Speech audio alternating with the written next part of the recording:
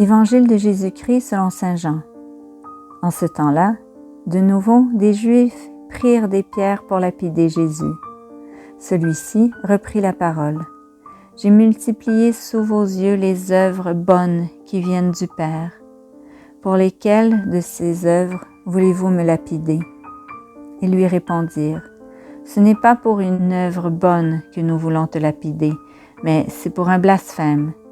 Tu n'es qu'un homme et tu te fais Dieu. » Jésus leur répliqua, « N'est-il pas écrit dans votre loi, j'ai dit, vous êtes des dieux. » Elle les appelle donc des dieux, ceux à qui la parole de Dieu s'adressait, et l'Écriture ne peut pas être abolie.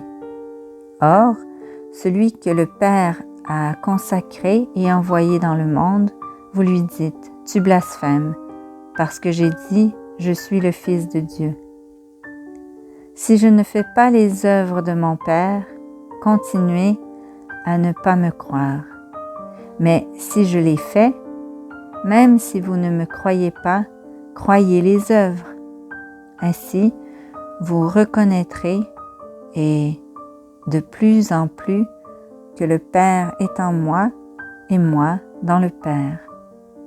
Eux cherchaient de nouveau à l'arrêter, mais il échappa à leurs mains. Il repartit de l'autre côté du Jourdain, à l'endroit où, au début, Jean baptisait, et il y demeura. Beaucoup vinrent à lui en déclarant, « Jean n'a pas accompli de signe, mais tout ce que Jean a dit de celui-ci était vrai. » Et là, beaucoup crurent en lui.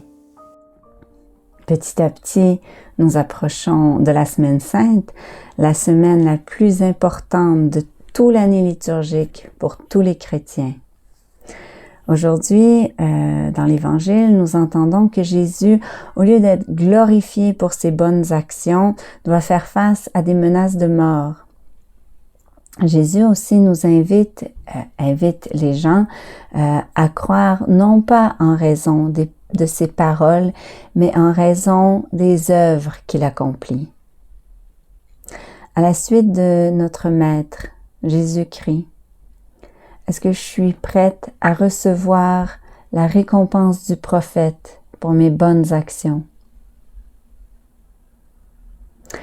Comme nous l'indique Jésus, est-ce que je rends témoignage de ma foi au quotidien par l'exemple de ma vie?